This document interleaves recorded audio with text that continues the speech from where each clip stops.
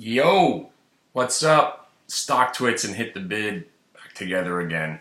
If you guys aren't on Stock Twits, you got to get on. All right. I don't post too much stuff on there, but when I do, I try to be. I do it in paragraph form because now it's not just limited to whatever 120 characters. But most of the stuff I do is going to be in the room or here on YouTube. But again, I'm trying to get you guys off YouTube and hang out in the live room. All I need from you is those 2 hours a day, 2.5 hours, all right? So basically, let's call it 3 hours. You should get there at 9:15. I roll in around 9:15. Get an update on who reported last night, who reported this morning. That's what we usually focus our attention on. But I just want to clarify one thing about this 90% trade that I'm always talking about. It's really 80%, which is pretty good too. Lately, it's been 100% of the time. You got to understand, it's one specific trade. It's not like every single trade we ever put on is going to work. But in the long run, when I look back at the trades that worked or didn't work for the day, every trade inevitably works. We don't work. I don't work. You don't work.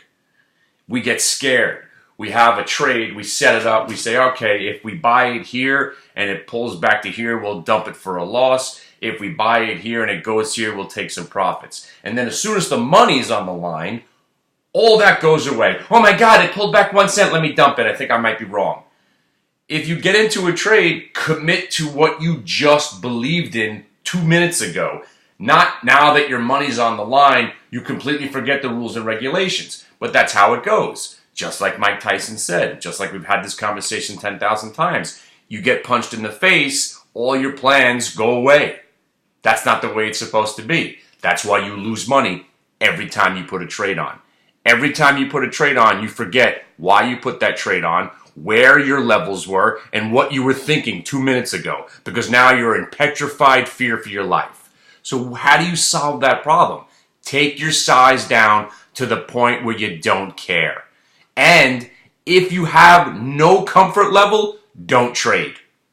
That's it. You can't do this. You cannot do this if you're petrified about losing money because you can't do it. Now again, some trades just are not going to work. I thought gold was going to tank yesterday. I bought some JDST. Next thing you know, JDST starts to roll over and I'm forced to take the loss. And it could have been worse. But inevitably that actually went back up too at the end of the day. And the only other trade I took a loss on yesterday was Stay. S-T-A-Y. If you want to look at the chart. Looked like it was going to break 14, continue the squeeze. Bought it at $13.95. I gave myself a 25-cent stop, which I think is a lot on a $14 stock. Guess what? Very thin stock. I never saw it before. I never heard of it, never traded it. I probably shouldn't have went near a stock that I've never seen or heard of or gave it a little bit of a look-see to see how thin it was. But next thing you know, 25 cents wasn't enough. They got my stop, and again, if you believe in stop hunting programs, they're out there. They see your order, so they go to that price, get your stock, and then they follow up without you. And I call this the salt in the moon trade.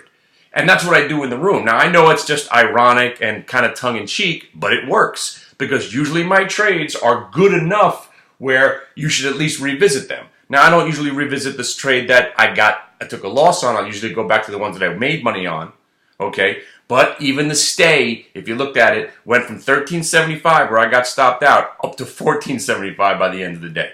So it's not the trade that fails. We fail. I fail. You fail.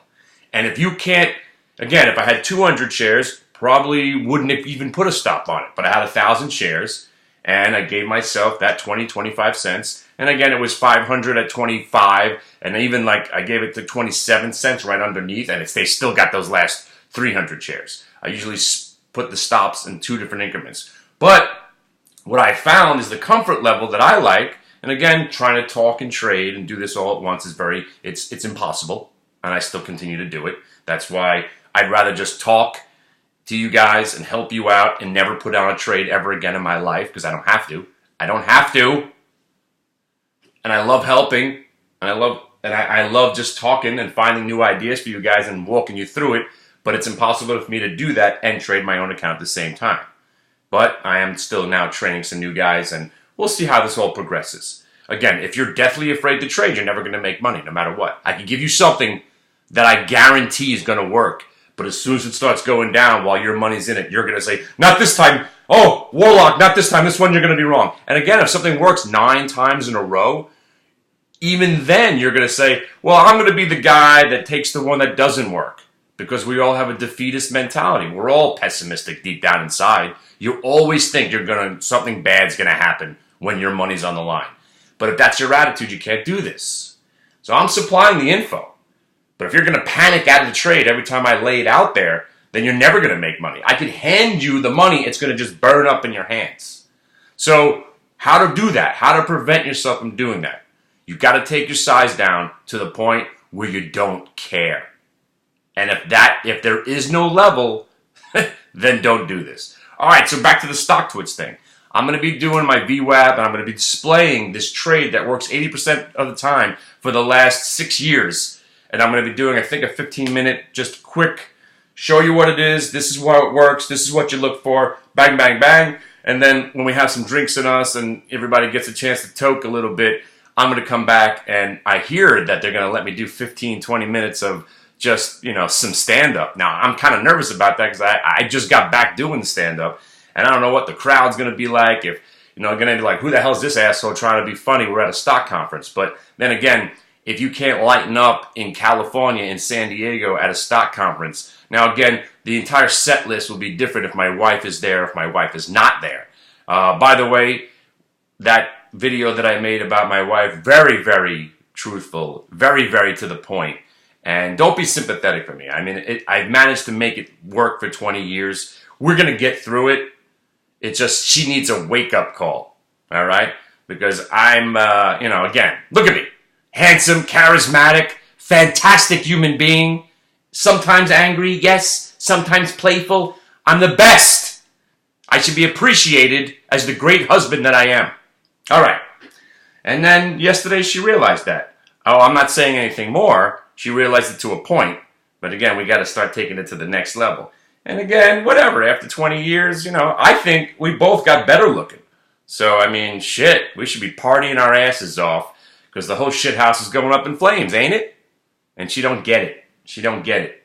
But that don't matter anymore because we're over that already. I shouldn't have been, invited you into my private life so graphically, I guess. I heard that video was nuts. I said some crazy shit, right? I never watch my videos ever because I would take them all down. I hate myself. I hate my face. I hate everything about myself. My nasal voice, what I'm wearing. That's why I do these videos, I spew, and then I'm out.